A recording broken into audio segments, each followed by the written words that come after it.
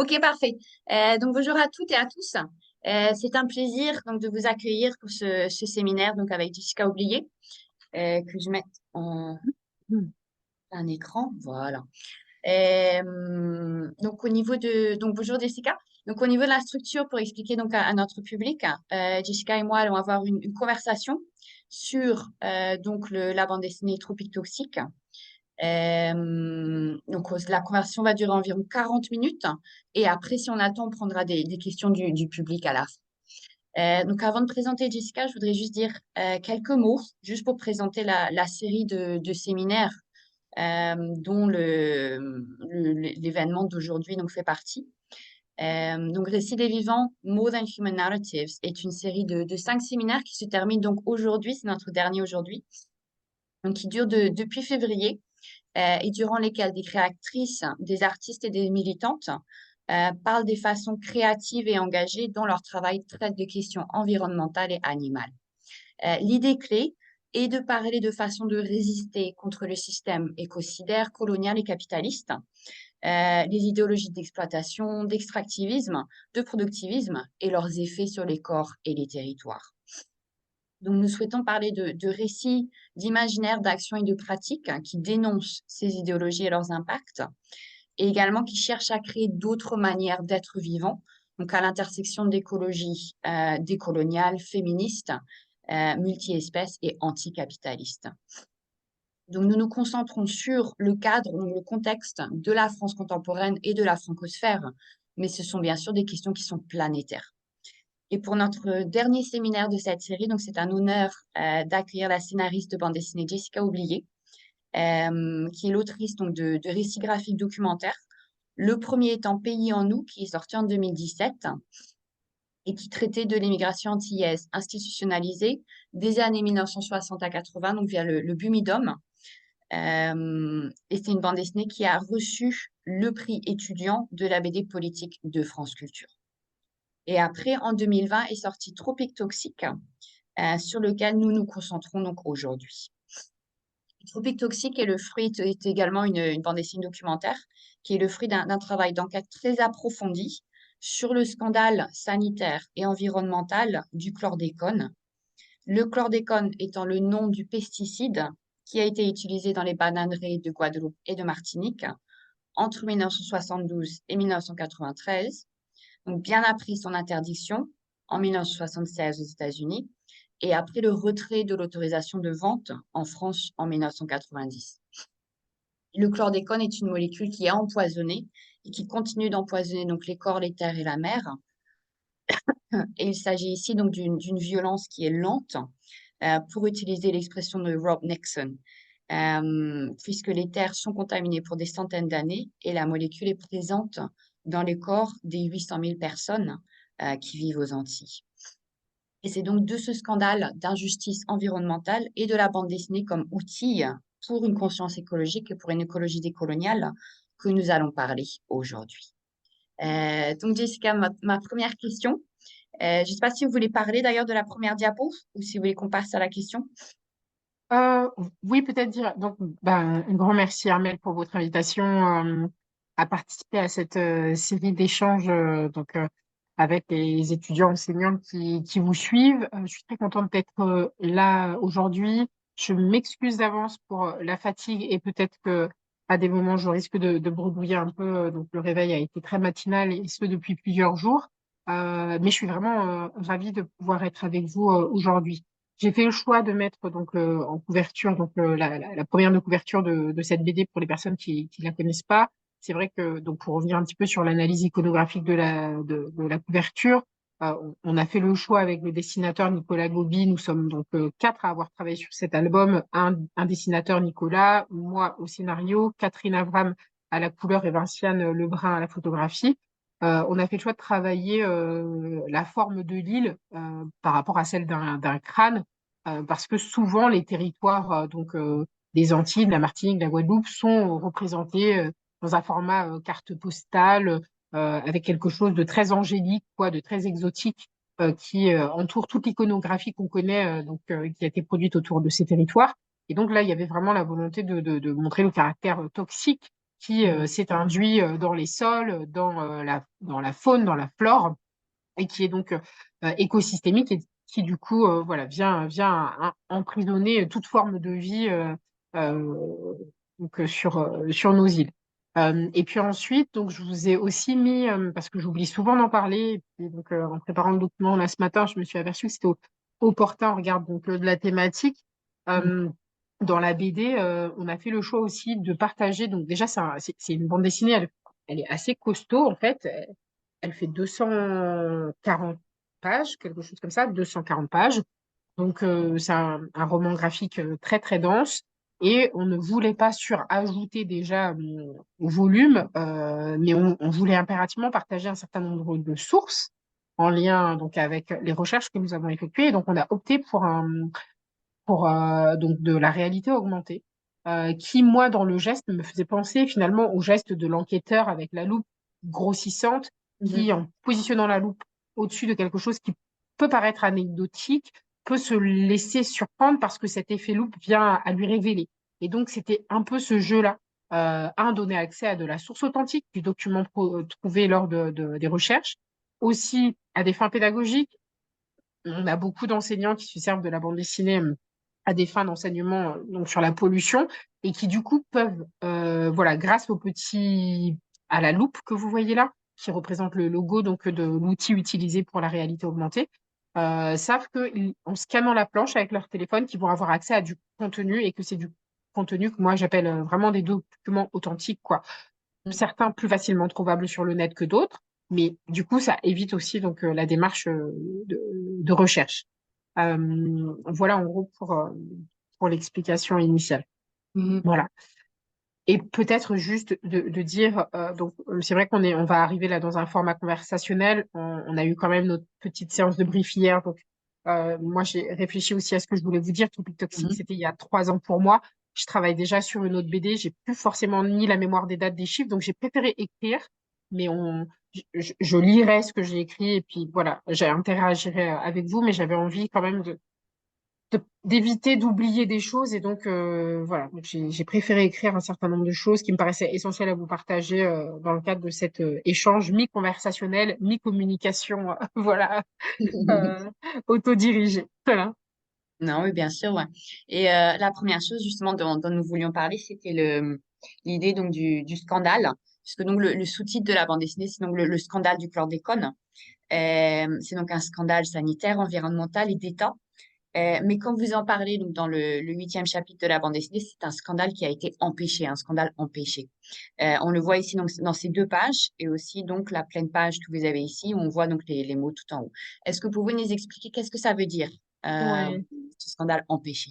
Ouais, et vraiment, j'avais complètement oublié que je parlais de ça dans la BD quand on en a discuté hier. Et en effet, en fait, c'est pas c'est une notion qui ne me vient pas de moi. Hein. Donc, dans mon principe d'écriture, j'allie témoignages, et on en parlera tout à l'heure, de chercheurs et puis de personnes du quotidien. Là, cette expression, elle vient de Cyril Lemieux, qui est sociologue, spécialiste de la sociologie du scandale, qui explique dans l'un de ses textes intitulé Le scandale comme épreuve qu'il y a donc 3 composantes au scandale. Donc, pour qu'il y ait scandale, il faut qu'il y ait un accusateur, quelqu'un qui pointe du doigt quelqu'un d'autre, donc un accusé et un public.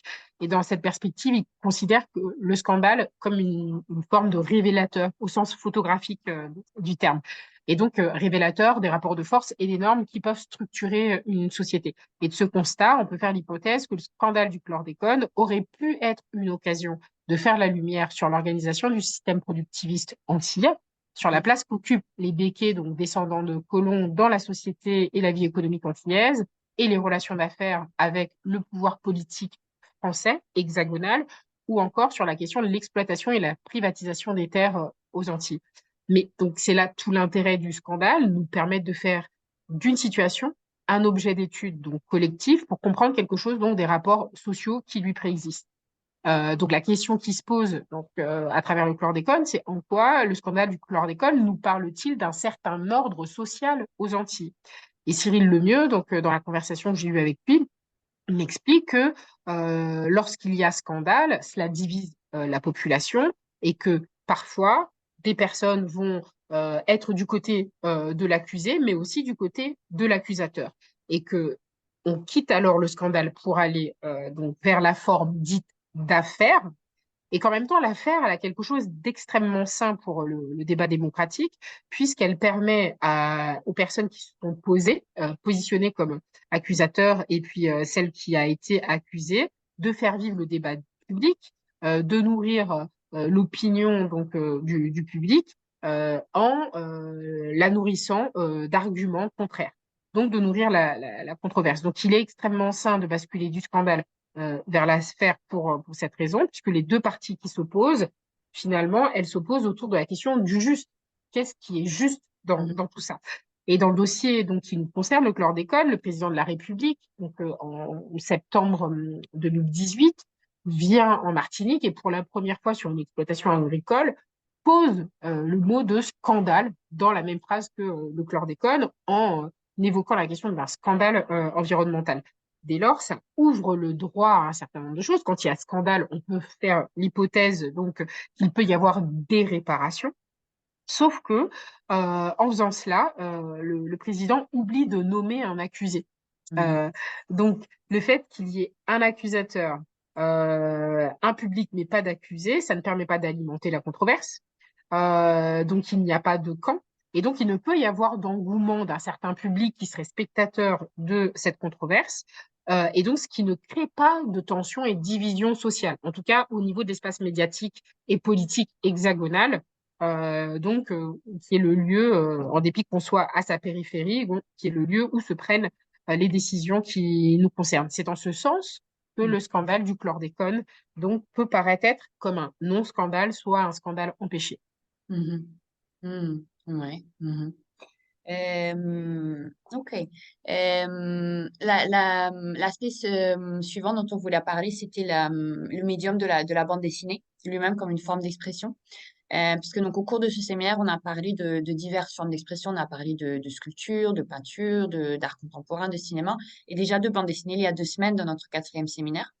Qu'est-ce que la bande dessinée comme forme d'expression vous a apporté pour parler donc d'un sujet environnemental et donc qu'est-ce que ça apporte ce médium, cette forme d'expression en particulier Hmm. donc pour votre projet? Oui, alors bon, moi déjà, c'est un médium que j'ai rencontré en 2015 au moment où je commençais mes travaux sur mon histoire familiale, mon histoire migratoire familiale. Et après avoir fait une douzaine d'entretiens donc en septembre 2015, septembre 2016, pardon, s'est posé la question de la manière de transformer ces entretiens. C'était des matériels extrêmement féconds, riches d'une mémoire dont je me sentais honorée d'avoir pu goûter, que des gens aient accepté de me la partager. Mais je sentais bien qu'il y avait un pouvoir universel à tout ça et que il aurait été dommage de ne pas transformer ces échanges en quelque chose qui bénéficierait d'une portée beaucoup plus large que, par exemple, la question de l'essai. Un Mhm. essai lise des essais, souvent des personnes déjà averties. Puis après, se pose aussi la question de la place depuis laquelle on parle quand on écrit un essai. C'est poser à un moment la question pour moi d'écrire une thèse, mais la durée d'une thèse en sciences humaines et puis de manière générale me semblait pas du tout en conformité avec le temps dont il me semblait disposer, puisque ce projet d'écriture arrivait au moment où j'apprenais donc la maladie, le cancer de mon grand-père. Donc très vite, finalement, il y a eu cette rencontre avec le monde de la bande dessinée, de façon très hasardeuse, un couloir de métro, une affiche 4x3, pour un festival de bande dessinée, un billet de train pris, une rencontre avec plusieurs éditeurs avec lesquels on a discuté donc de ce projet. Et c'est comme ça que je me suis inscrite dans une école de BD quelques mois plus tard et que j'ai été suivie par une enseignante formidable qui m'accompagne toujours pour pouvoir commencer à transformer cette idée en vrai scénario de BD et à essayer de comprendre comment euh, écrire une histoire de façon dynamique à partir de cases, quoi. Et ça, Mhm. c'est vraiment un réel apprentissage et voilà, quelque chose qui, jusqu'à aujourd'hui, m'habite beaucoup. Donc, au moment où j'ai découvert le chlordécone, la question d'utiliser la BD pour avoir vu les effets de la première BD sur son public, forcément, Tropique Toxique n'aurait pu être qu'une BD. Je ne me serais pas vue passer subitement de la BD à l'audiovisuel, par exemple, ou au podcast. Alors, plusieurs avantages de la BD. Là aussi, j'ai pris quelques notes pour ne rien oublier de ce qui m'a animé au moment de l'écriture. Un, donc la volonté de rendre visible ce sujet, donc le chlordécone, auprès d'un large public et de sensibiliser à cette question environnementale qui souvent nous semble être presque franco-française. Donc, et l'idée, c'était avec la BD, avec son pouvoir de diffusion, la rendre accessible à un lectorat beaucoup plus important et souvent déjà intéressé par les questions environnementales. Vous, par exemple, je pense qu'aujourd'hui, si cette rencontre a lieu, c'est parce que c'est notamment une bande dessinée qui facilite cette connexion, cette rencontre, dans son format de vulgarisation grand public. Cela permet aussi de rendre compte et d'alterner de façon dynamique la parole de chercheurs, de professionnels de l'agriculture, de représentants de la société civile, de citoyens, et tout ceci sur le même plan. J'aime à dire aussi que chez moi, il y a une vraie volonté de créer une forme de linéarité dans le discours. Il n'y a jamais un discours qui va venir en surplomber un autre. C'est toujours, il y a une égalité de traitement entre l'ensemble des personnages. Euh, Comme dans toute bonne histoire, on se cherche souvent son Dark Vador, la personne qui incarnerait le mal. Mais même si on l'a trouvé, je ne dis pas qu'à travers cette BD, je l'ai trouvée ou je la mets en scène. Je pense qu'il y a des personnages qui vont moins avoir, on va dire, un accueil favorable du lecteur, du fait de ce qu'il raconte dans la BD. Mais moi, en tout cas, je ne veux pas les caricaturer, je ne veux pas desservir ou mettre en scène leurs propos de quelconque mauvaise manière que ce soit, de sorte à ce que le lecteur soit libre dans l'opinion qu'il se fait. Euh, la BD, ça a également permis d'ouvrir au lecteur les portes de ma cuisine intérieure, de la cuisine de la création de la BD, de montrer les coulisses du terrain de l'enquête, pour lui partager également quelque chose d'une expérience, des conditions et des modalités de la recherche. Je trouve ça toujours intéressant. C'était quelque chose qu'on avait déjà mis en place avec la première BD et qu'on a récupéré là, parce qu'il y avait vraiment le souci de montrer, ben, autant pour la première BD, comment écrire son histoire et versus la grande histoire. Et là, comment à un moment, en tant que citoyen, citoyenne, commencer à traiter de l'information propre à son territoire pour essayer de se faire une idée sur un sujet extrêmement clivant qui nécessite de toute façon qu'on prenne position. Savoir pour comprendre, comprendre pour agir. Et donc voilà, en montrant un petit peu la cuisine de l'écriture, c'est aussi la possibilité, je trouve, d'une forme de transposabilité pour le lecteur, pas de facto tel que tout ce qui a été fait, mais au moins de comprendre les ressorts d'une compréhension de comment aujourd'hui traiter de l'information et notamment scientifique pour mieux savoir comment se prémunir d'expositions malencontreuses. Euh, et aussi, la BD, cela pour moi permet de faire de la vie une forme de laboratoire d'expérimentation graphique et inversement, de faire de l'espace graphique un laboratoire de traitement du réel, comme vous le voyez là, par exemple, ou sur la slide suivante.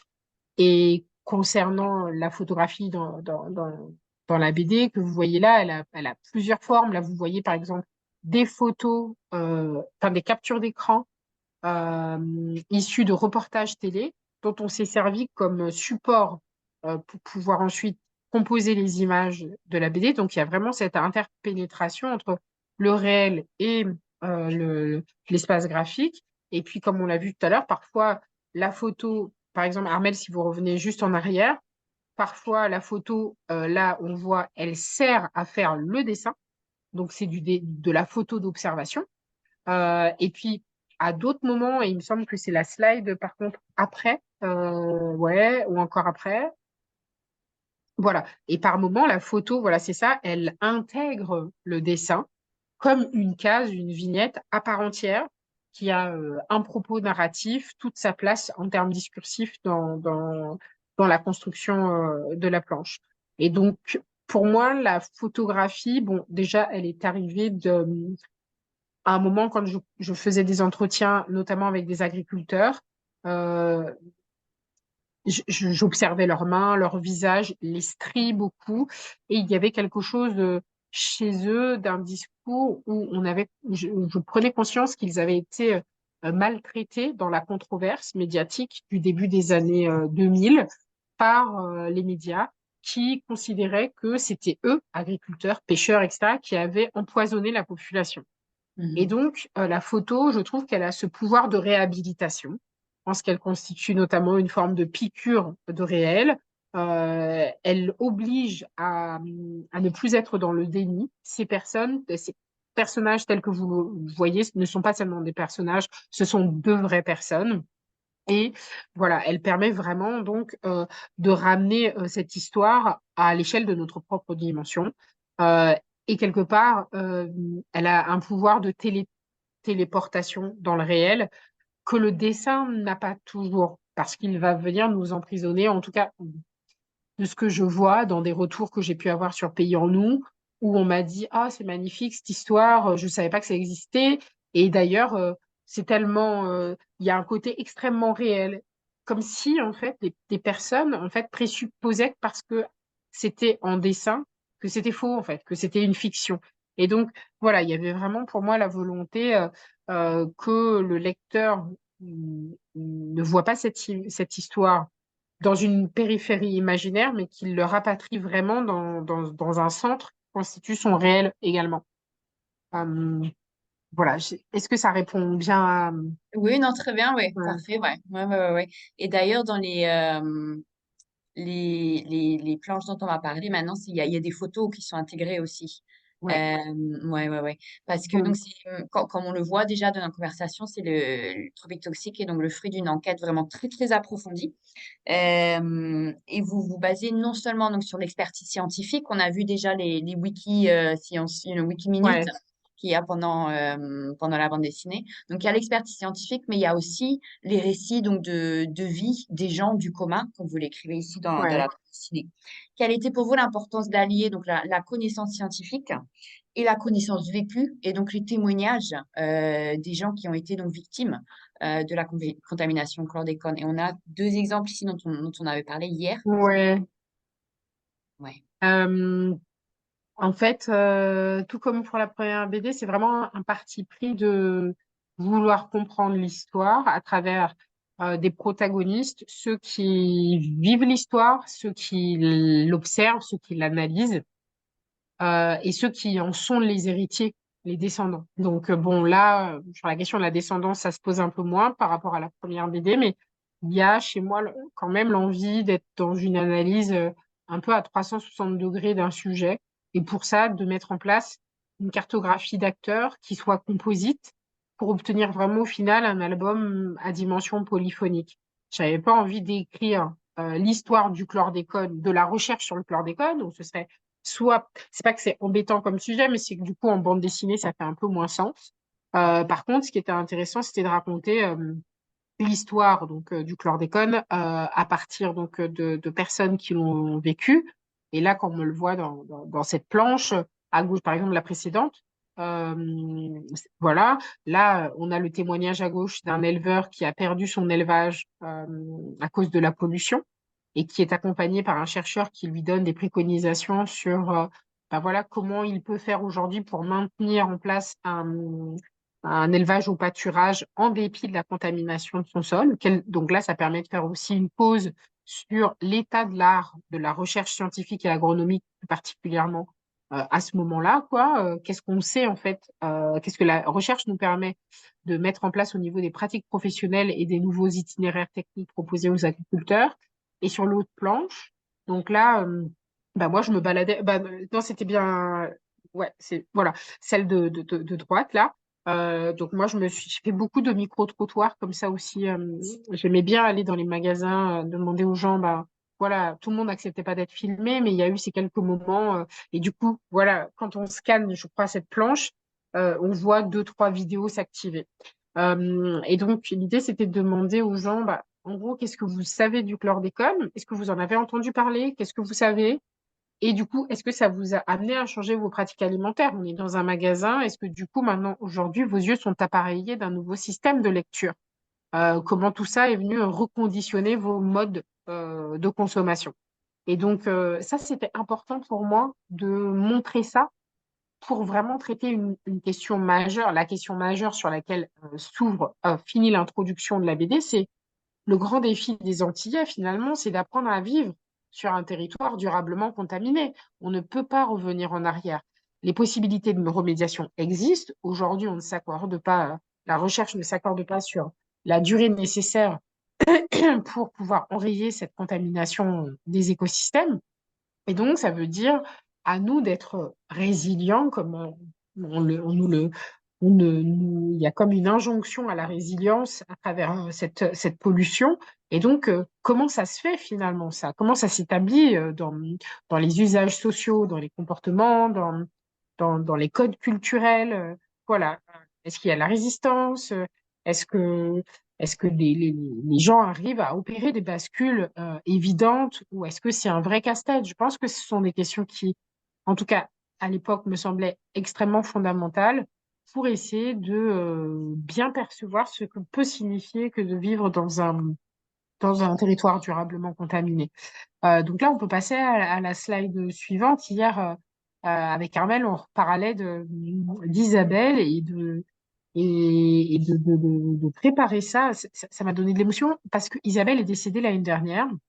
Elle était déjà très malade et du coup, donc Isabelle, c'est la maman de Théo qu'on voit là sur les images. Et donc, son fils a un trouble, comment on dit, un trouble du comportement envahissant. Et il était important pour Isabelle, qui a été exposée très longtemps à la question des pesticides, puisqu'elle habitait dans une ville où il y avait des bananeraies et où même petite, elle explique dans la planche de BD en fait, quand il rentrait de l'école, elle était aspergée en fait par les pesticides qui étaient le banol. Avant, on avait des avions qui arrosaient de pesticides les bananeraies, et sauf que les bananeraies, on est sur des îles, c'est des petits territoires, et proximité oblige entre espace agricole et espace de vie. Et donc, il y avait des enfants qui traversaient comme ça des zones mi-urbaines, mi-rurales pour rentrer chez eux et qui, du coup, se retrouvaient aspergés de résidus de pesticides. Et elle a toujours, comme elle a eu son premier cancer extrêmement jeune, au début de sa vingtaine, elle a toujours considéré que c'était cette exposition aux pesticides qui l'avait rendue malade et elle a eu 4 enfants, dont deux également jusqu'à aujourd'hui, comme Théo, très malade. Donc, pour pas que je m'égare, pourquoi montrer les récits de vie de gens du commun? D'abord, comme je vous le disais, c'est pour bien comprendre ce que suppose de vivre sur une terre durablement contaminée, comme on peut le voir donc pour la famille Doloir. Je pense que c'est la slide juste après, la famille Doloir qui nous parle de la manière, non, je crois, ou peut-être juste avant. Alors j'ai peut-être oublié. Elle n'est pas là. Je l'ai pas mis. Ah, c'est la photo, c'est juste avant. Pardon, ouais. Juste encore avant. Ah, encore, encore. Ah non. Non, elle n'est pas là, Eh je crois. ben, non. Ah non, je pensais avoir mis la photo dans le jardin, avec la famille qu'on voit dans le jardin. Bon, il y a cette famille de Loire qui nous parle depuis son jardin et qui nous explique comment la pollution est venue impacter son mode de vie et son héritage dans sa pratique du jardin créole.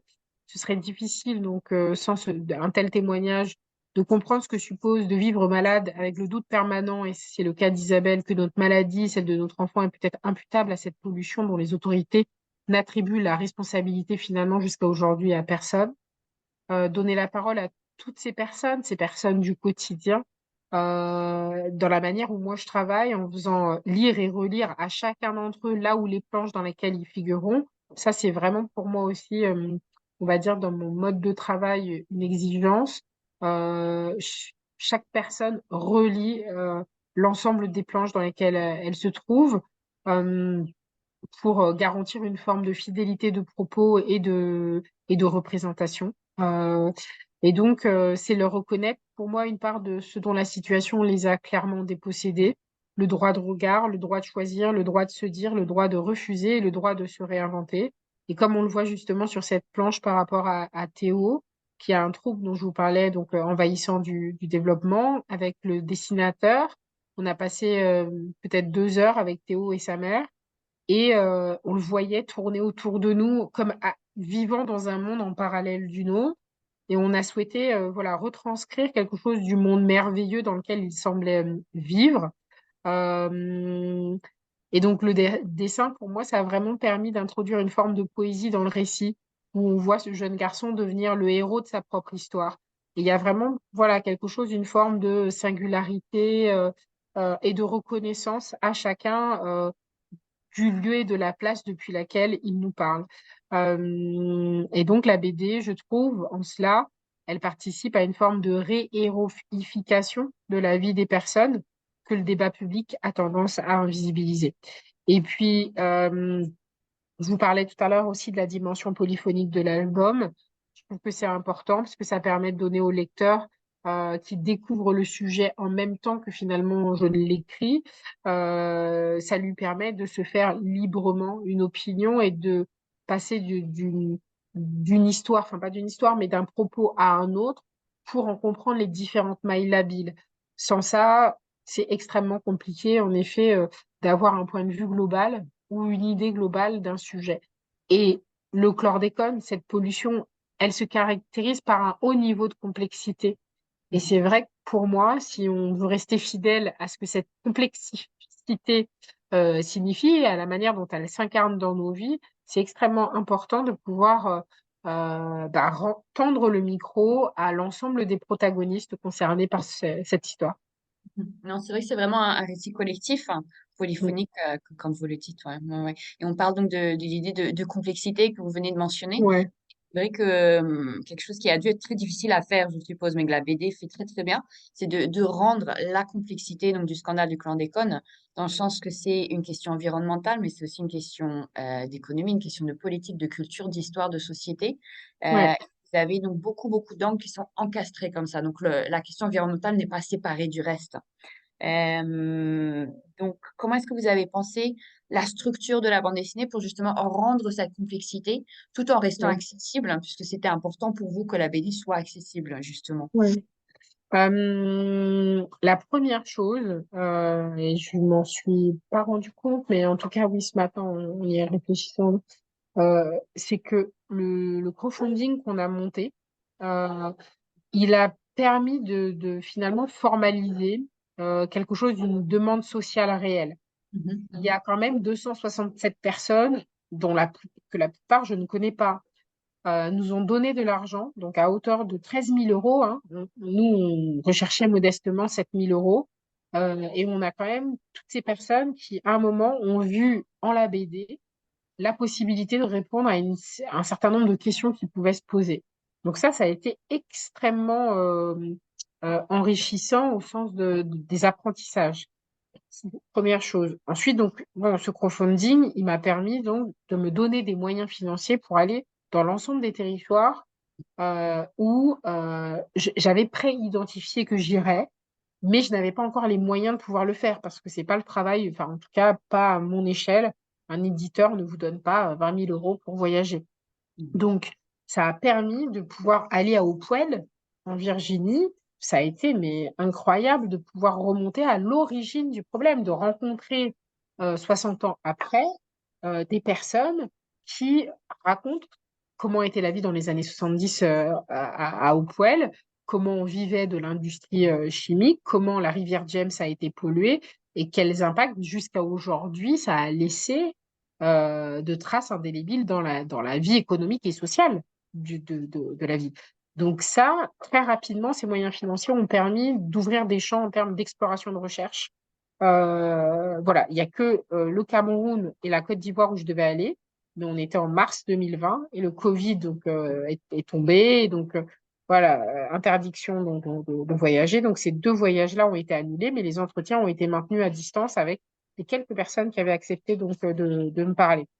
L'autre chose, là je crois que c'est la slide suivante, j'ai rencontré très rapidement Luc Multinier qui est épidémiologiste à l'INSERM et qui est à l'origine des enquêtes de santé en lien avec le chlordécone.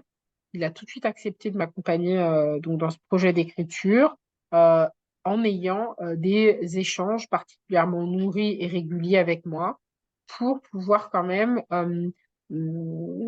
mettre sur mon chemin des garde-fous en termes d'interprétation.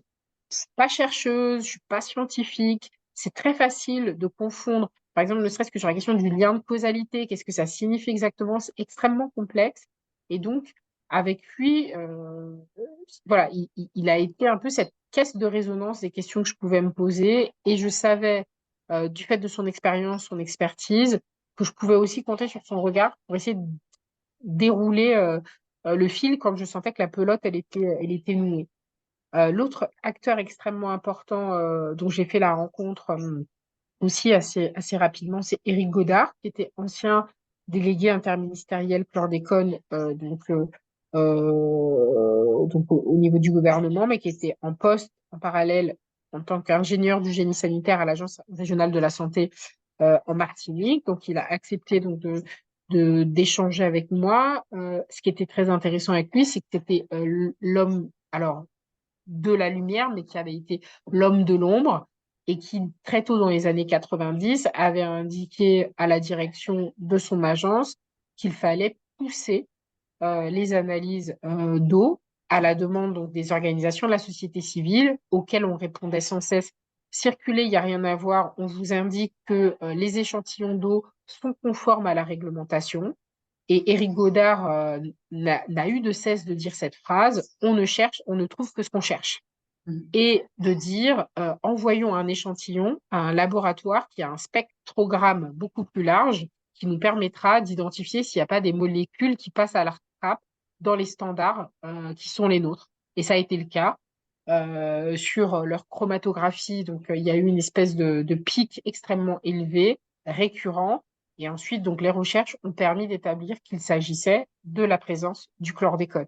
Mais là, on est à la moitié des années 90.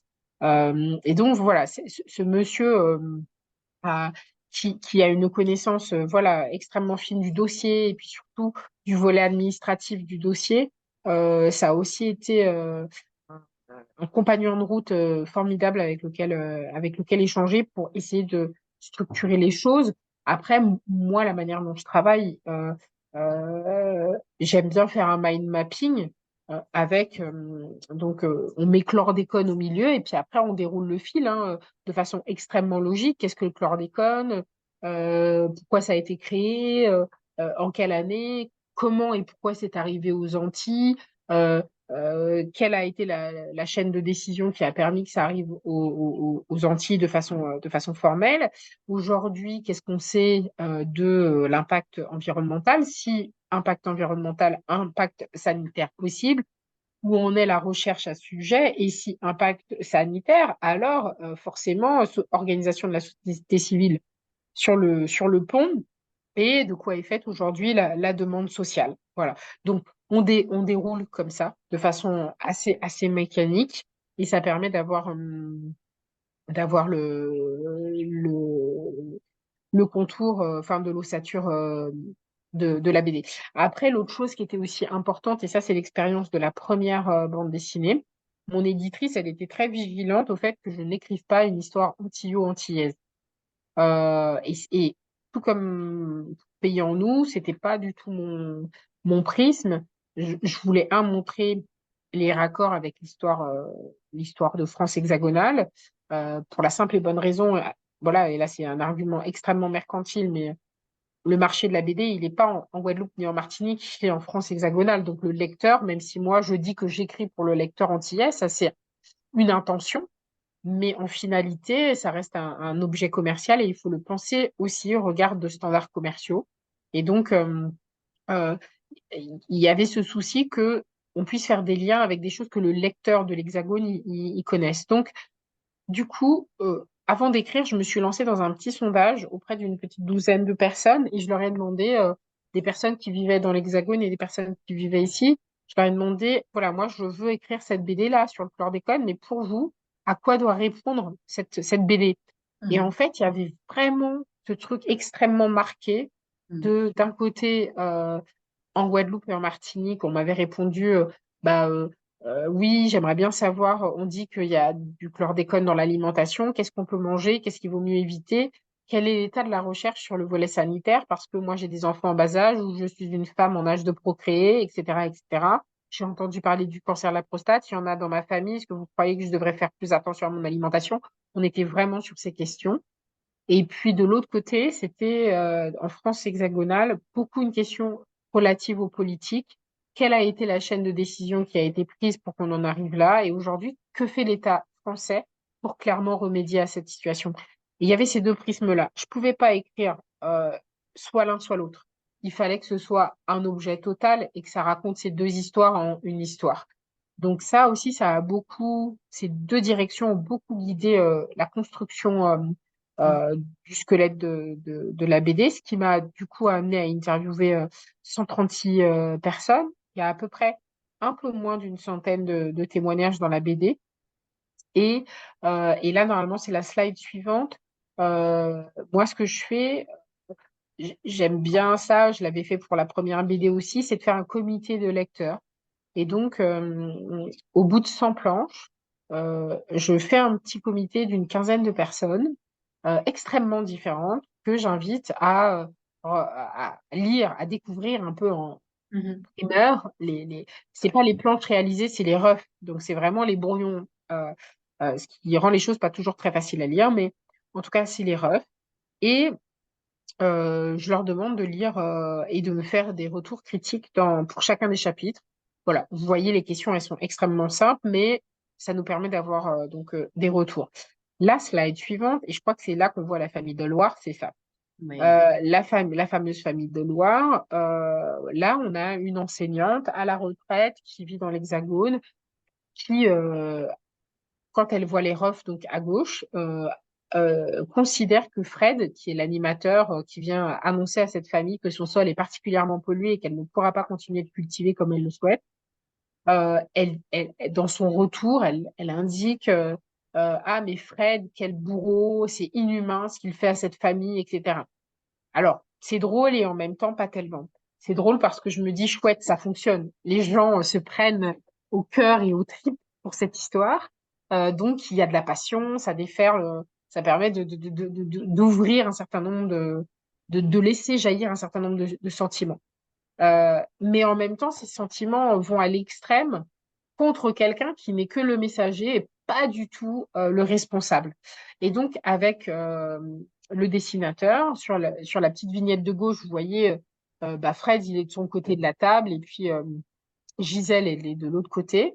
En fait, ce qu'on a décidé de faire, c'est de faire qu'il y ait un rapprochement entre Gisèle et Fred. Ça paraît anecdotique, mais ça change la lecture. Les mots n'ont pas changé, mais c'est juste la posture. Ou c'est elle qui va vers lui et qui lui dit en gros, mais Fred, tu sais que ce jardin, ce ne sont pas que des légumes et des fruits pour moi, c'est tout ce que ma mère m'a transmis. Et ce qu'on comprend en fait, c'est que dans sa douleur, c'est un double héritage qui est menacé, quoi. Un héritage culturel, un héritage familial, et que c'est une double mort finalement. Sa maman est déjà partie, et là on est en train de lui dire que ce qui lui restait de sa mère, son jardin, ne va plus, ne va pas pouvoir survivre à la pollution dans son fonctionnement actuel et qu'il faut changer des choses. Et donc ce mouvement-là, on est vraiment allé, et j'aime bien vous montrer ça parce que c'est pour vous montrer jusqu'à quel point un comité de lecteurs, il peut vous fournir des retours qui vont sembler mineurs, mais qui, lorsqu'on les explique, ont vraiment un sens important. Et donc, on voit ce Fred réhabilité bah, dans sa position de messager. Il n'est qu'un messager. Et on voit aussi, je trouve, en tout cas, c'était l'intention, en fait, que c'est toute une communauté qui est touchée par ça.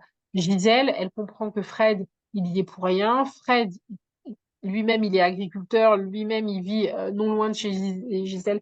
Donc, il y a vraiment ce, ce- ce- l'idée de montrer que toutes les scènes sont enchevêtrées et que cette douleur, elle est entièrement partagée.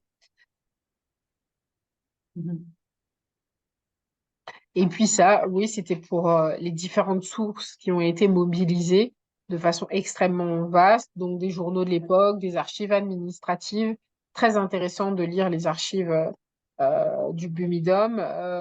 pardon, sur le chlordécone, les mémoires, des mémoires et des thèses, des rapports administratifs, de la documentation que j'ai pu trouver sur des sites internet et notamment des différentes directions de l'État. Voilà. Euh, tous ces allers-retours, tous ces documents sources, toutes ces rencontres, je pense que c'est ce qui a permis de rendre compte de la complexité du sujet et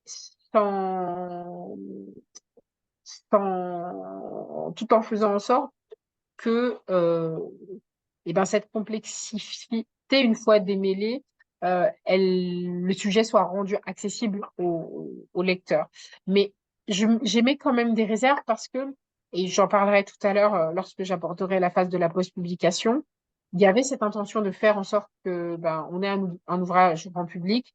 Ça reste quand même un ouvrage sur un sujet qui n'est pas simple, qui est costaud en termes de pagination et avec du vocabulaire un peu technique, même si à chaque fois je préviens, donc avec les planches Wikiscience qui sont des planches dédiées au contenu de vulgarisation scientifique, ça reste un ouvrage qui reste pas forcément accessible au grand public. Là, du coup, le projet m'a montré que, en tout cas dans les retours critiques, que c'était pas aussi simple que ça, mais du fait notamment de la nature du sujet et de la densité du livre et de cette volonté de faire un tour à 360 degrés du sujet, quoi. Hmm. Ouais, ouais, ouais. Je pense que ce qui aide aussi à l'accessibilité de la bande dessinée, c'est de vous suivre. Vous êtes présente vous-même dans la bande dessinée aussi, donc ça fait aussi Ouais, un intermédiaire pour la lectrice. Moi, j'ai pensé, ouais. Après, j'avais la question, c'était la justice, je crois. Ouais, si on passe à celle-ci, peut-être. Juste pour bien donner sûr, hein. le contexte donc à celles et ceux dans le public qui peut-être ne savent pas, la justice a prononcé un non-lieu en janvier dernier concernant donc la plainte pour empoisonnement, mise en danger de la vie d'autrui et administration de substances nuisibles qui avait été Ouais, déposée donc en 2006 par des associations antillaises. Donc c'est une décision qui a été dénoncée bien sûr comme un déni de justice. ouais, Les juges ont reconnu ils ont à la fois reconnu le scandale, mais c'est ça. aussi prononcé un non-lieu, donc en utilisant l'argument de la prescription. Ouais. Euh, oui. Est-ce que cette justification donc du non-lieu, est-ce que ça nous montre le fait que le système judiciaire est inadéquat à la justice environnementale, qui est souvent Ouais. une violence qui est lente, justement, qui s'étale sur des dizaines, Oui, des centaines d'années, voire des complètement. milliers d'années, des fois si on pense aux déchets radioactifs, par exemple. Ouais, il y a une inadéquation totale entre aujourd'hui donc le système juridique qui, en dépit des garde-fous qu'il met en place, n'arrive pas à protéger les citoyens et aujourd'hui des industriels qui de toute façon savent qu'il est tellement complexe de mettre enfin,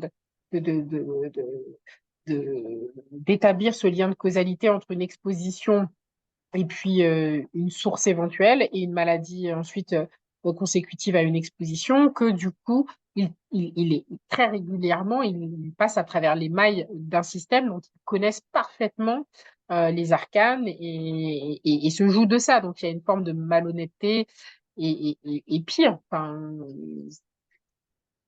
l'autotoxicité du système qui s'est bâti sur des réglementations dont on sait qu'elles sont peu protectrices. Pour répondre à la question, je suis allée regarder là ce que disaient les magistrates donc dans le cadre du non-lieu. Donc il y a eu 16 années d'instruction, ce qui est long, hein. Vous parliez aussi pour ce type d'affaires, on est sur pour ce type de scandale, on est sur des processus au long cours. Et les deux magistrates instructrices qui ont délivré l'année dernière donc l'ordonnance de non-lieu reconnaissent un scandale sanitaire, ça c'est ce qu'elles disent, sous la forme, je cite, d'une atteinte environnementale dont les conséquences humaines, économiques et sociales affectent et affecteront pour de longues années la vie quotidienne des habitants de la Martinique. Maintenant, côté raison, quelles sont les raisons du non-lieu, en tout cas les raisons explicitées? Une difficulté, un, ouvrez les guillemets, de rapporter la preuve pénale des faits dénoncés, commis 10, 15 ou 30 ans avant le dépôt des plaintes. La première, donc, l'ayant été en 2006. Et les magistrats soulignent aussi un manque, je cite, d'informations sur l'état des connaissances techniques ou scientifiques au moment où les faits ont été commis, ce qui ne permettrait pas d'établir un lien de causalité certain tel qu'exigé par le droit pénal entre la substance, donc le chlordécone, d'un côté et l'impact sur la santé de l'autre. Mais en fait, et donc là, c'est là où ma mémoire des chiffres est mauvaise et donc où il a fallu que je vérifie dans la BD. En 75, on sait déjà qu'il y a la pollution de la rivière James aux États-Unis. Donc, qui a permis d'établir qu'il y a clairement un lien, un impact sur la santé, puisque les ouvriers qui ont été exposés donc au chlordécone, aux résidus de chlordécone qui étaient dans l'eau, qui étaient dans leurs habits, qu'ils ont inhalé eux-mêmes, donc a créé des troubles neurologiques, testiculaires, des problèmes d'infertilité, un risque cancérigène élevé, etc. En 77, le rapport du chercheur français Jacques Snegarov, attaché à l'Institut national de recherche en agronomie, indiquait l'importance d'étudier des voies de dégradation du chlordécone dans le sol et dans les plantes. Parce qu'il dit, attention, ça semble être rémanent, il faudrait vérifier comment, un, ça vient s'agréger dans les sols, deux, comment se fait le transfert sol-plante. Il y a déjà cette première alerte. En 79, le Centre international de recherche sur le cancer établit que le chlordécone présentant des risques pour la santé humaine, on le savait déjà depuis les études toxicologiques des années 60, faites sur les rats, mais là, le CICR confirme, et donc, il est plus prudent de classer parmi les cancérigènes possibles le chlordécone. Là, on est en 79. Puis en 80, Alain Karmadec, également chercheur à l'Institut national de recherche en agronomie, donc établit qu'il y a des résidus de pesticides organochlorés dans l'environnement Guadeloupe. Il le dit, il le voit dans l'eau. Et il dit, et notamment le chlordécone, et il invite dans son rapport les autorités à chercher une solution alternative à l'utilisation du chlordécone. Là, on est 5 ans après le démarrage officiel de l'utilisation du produit. Est-ce qu'en 80, on n'aurait pas pu s'arrêter? Voilà, donc par rapport à la question qui est posée, ce qu'on voit, c'est qu'on n'est plus du côté la logique d'une justice réparative au plan administratif. C'est vrai, l'État a mis en place des comités de pilotage pour accompagner la société civile, les professionnels, etc. Et notamment, donc là, à travers la reconnaissance du cancer de la prostate comme maladie professionnelle en lien avec une exposition à un pesticide, je dis bien un pesticide, peu importe le pesticide auquel vous avez été exposé, et parmi ceux-là, donc le chlordécone. Donc, il y a tout cet accompagnement au plan de la réparation, mais si on va plus loin en termes d'impact sanitaire, euh, le chlordécone ne concerne pas que les ouvriers agricoles, il concerne toute la population. Et donc, s'il y a des cancers de la prostate parmi les ouvriers agricoles, il peut y en avoir parmi la population masculine de la population générale. Et cette part de la population est exclue. Donc, on n'est pas du tout du côté d'une logique préventive, mais réparative et au plan administratif. Et ça, c'est vraiment là le drame, je pense, c'est que c'est pas du tout une justice égalitaire. C'était une injustice, tout simplement. Ouais. Ouais. Ouais, ouais, ouais. Je regarde juste l'heure. Il est 25. Je suppose que vous devez partir à la demi. Ouais. Ou, Peut-être juste vous dire en mot de conclusion, ouais, je crois, et après on peut peut-être laisser la parole. En mot de conclusion, très rapide, la BD, donc elle a eu un accueil public, voilà, qui a été extrêmement favorable, très varié, avec une ouverture sur l'international, en Bretagne et les États-Unis, voilà, première est vraiment, ça a dépassé ce que nous, on avait imaginé. Mais moi, j'en ai toujours vu comme un objet de vulgarisation. J'écris beaucoup aussi et c'est pour ça le titre Réparer l'oubli des Antilles, autour de l'histoire des Antilles. C'est aussi pour que les personnes qui vivent en Guadeloupe et en Martinique se réapproprient leur histoire. Et parmi ces personnes, donc les publics scolaires auxquels moi je suis particulièrement attachée, et donc, j'ai mené des projets, dont deux en particulier importants. Un, avec là, ils sont en troisième, ces enfants, et on a travaillé pendant 9 mois à l'écriture d'un journal d'information sur la chlordécone. Et donc, ils sont allés, voilà, dans une usine d'embouteillement d'eau à Capes. Ils sont allés à l'INRA pour faire un test pour goûter des bananes. Ils sont allés au BRGM pour aller voir en termes d'analyse de sol comment travaille le BRGM. Ils sont allés faire un relevé d'eau avec l'INRA. Ils sont allés à l'université. Ils sont allés aussi voir les atteintes en milieu aquacole. Ils sont allés voir des agriculteurs et ils ont même rencontré le maire de la ville de Pointe-à-Pitre, qui est le maire écologiste qui a porté plainte en 2006. Donc, il y a eu un certain nombre d'actions. Ça a permis à ces élèves donc de mieux comprendre le sujet, de faire un journal là-dessus. Et certains d'entre eux ont décidé de parler du chlordécone pour leur oral de troisième. Voilà. Donc ça, c'était vraiment pour moi quelque chose d'extrêmement important, qui est une appropriation des questions de société par des publics jeunes et que ce ne soit plus laissé à la main, même si c'est extrêmement important qu'on soit nombreux à travailler sur le sujet. Mais finalement, quand vous regardez aujourd'hui, la plupart de la recherche sur le chlordécone, elle vient de France hexagonale. Mhm.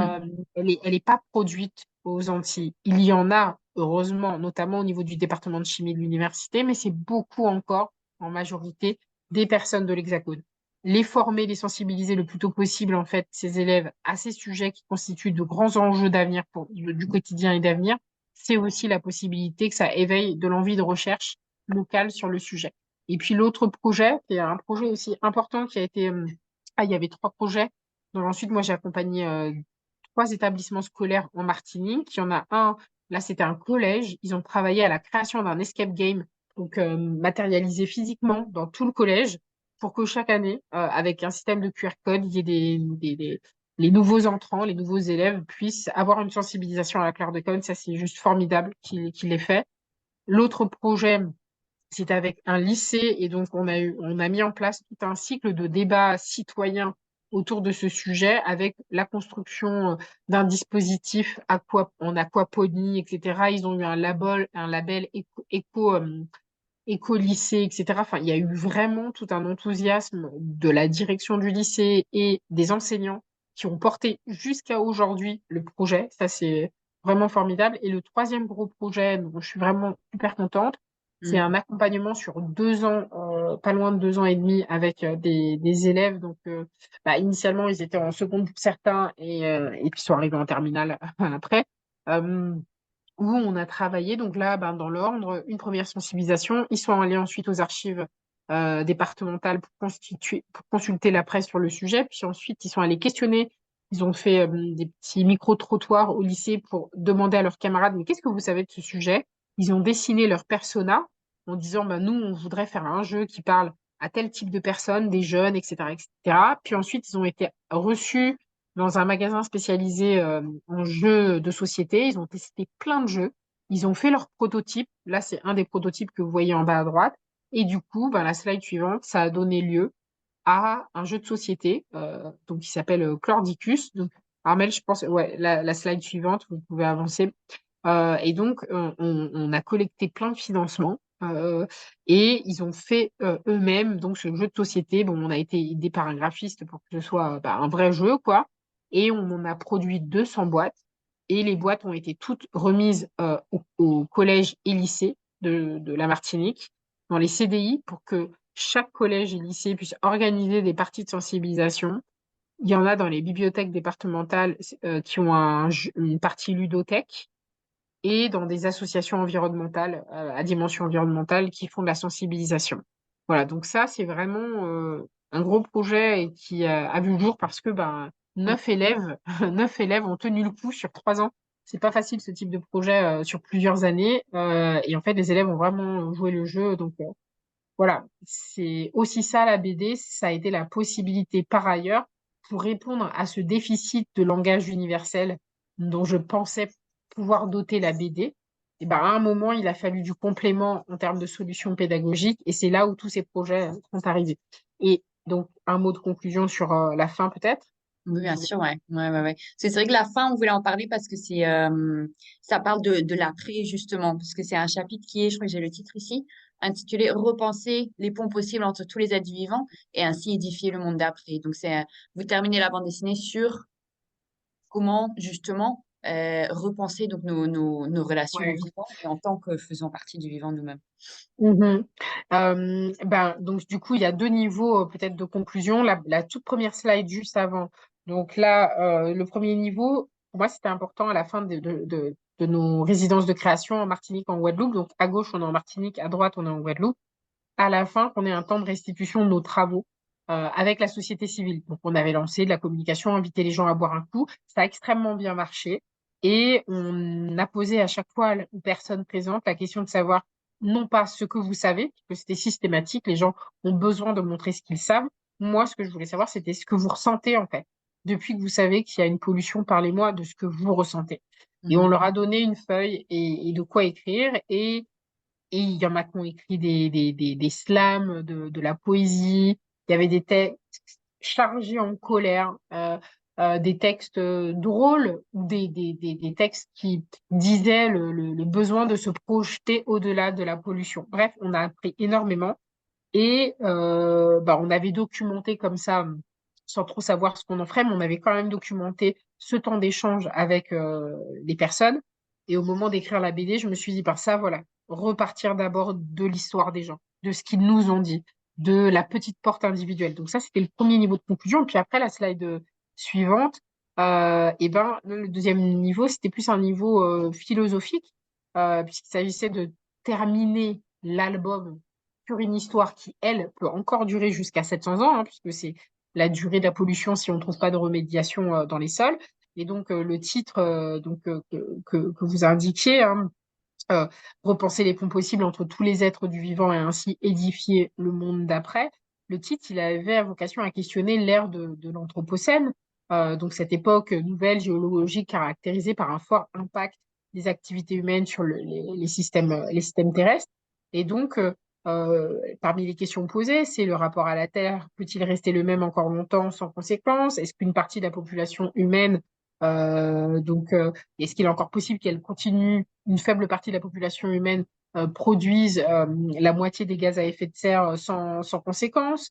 Peut-on réduire notre consommation aussi d'énergie pour permettre aux écosystèmes d'avoir le temps de se renouveler? Comment envisager la transformation de l'appareil de production pour qu'il soit viable pour tous et à la fois durable? Comment lier le contrat social et le contrat environnemental, naturel, afin que les questions écologiques, notamment, ne soient pas perçues comme hors-sol de la société et de nos systèmes de gouvernance? Donc, on a posé là toutes ces questions. Bien évidemment, aucune d'entre elles ne sont vraiment traitées en termes de solutions dans la BD. Elles sont discutées à travers ce parterre de 4 philosophes. J'avais envie vraiment qu'on ait, voilà, des hommes, des femmes euh, et des philosophes. Voilà, Tadela Boni notamment, qui est originaire de Côte d'Ivoire, Malcolm Ferdinand, qui est originaire de Martinique, et puis Madame Perkins, qui est, je crois, est à la fois française et à la fois britannique. L'autre collègue qui est suisse. L'idée, c'était aussi, à travers aussi la manière dont ils habitent la philosophie et en font un outil de questionnement de la société et un outil pouvant offrir aussi des éléments de réponse sur ce que pourrait être la société de demain, que nous-mêmes on se mette en mouvement face à ces questions. D'autres BD traitent de façon plus explicite, et je pense notamment au Monde sans fin de Pierre Jancovici, qui aborde l'ensemble des questions qu'on pose là, et on est sorti à peu près en même temps, nous en 2020, ça habitait en 2021.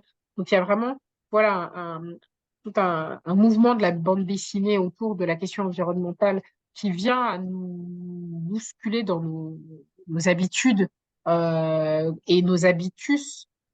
Et donc pour moi, c'était vraiment aussi laisser le lecteur sur cette touche-là, amener le lecteur à se poser d'autres questions, à le maintenir dans cette posture aussi d'alerte, de recherche, de questionnement, d'observation, pour peut-être lui donner envie à son niveau, et ben, d'être dans l'action, de changer des choses à son échelle.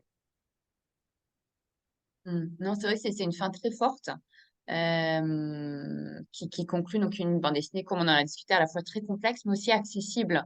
Et on n'a pas eu le temps d'en parler, mais c'est vrai que ce qui est important aussi, c'est le point de vue, qui est la perspective qui est à la fois située et donc planétaire, puisque c'est une bande dessinée qui est vraiment ancrée dans un territoire, mais qui traite donc d'un sujet qui est planétaire, qui est la crise environnementale globale.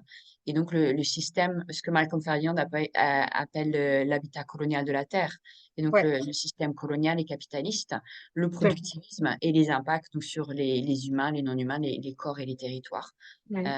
Et c'est vrai que c'est une bande dessinée qui fait vraiment, c'est une très très forte bande dessinée, ça c'est clair. Ouais. Mais en tout cas, j'espère pour celles et ceux d'entre vous qui ne connaissaient pas la bande dessinée, que ça vous a donné une idée donc de sa complexité, de son importance aussi.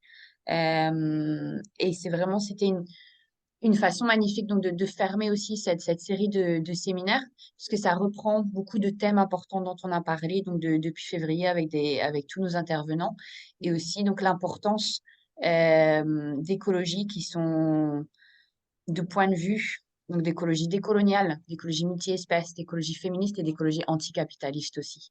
Et l'importance des arts et de la créativité pour parler de ces sujets et aussi pour encourager les gens à y réfléchir et peut-être à agir là-dessus eux-mêmes. Donc, on a juste eu des mots de remerciement dans le chat, mais il n'y a pas l'air d'avoir des questions. Donc, je pense qu'on va pouvoir s'arrêter ici. Donc, merci énormément, Jessica. Avec plaisir. Merci, Armel. Merci beaucoup. Merci à vous toutes et tous qui êtes restés jusqu'au bout. Merci beaucoup. Et Merci. puis, bonne fin d'année, donc universitaire à vous. Merci, oui. Bel Bonnes vacances à été. vous. Encore une semaine. Oui. Mais merci Merci beaucoup pour beaucoup. votre générosité et Avec grand plaisir. ouais, merci énormément. Avec plaisir. À bientôt. Merci tout le monde. Au Au revoir. revoir tout le monde.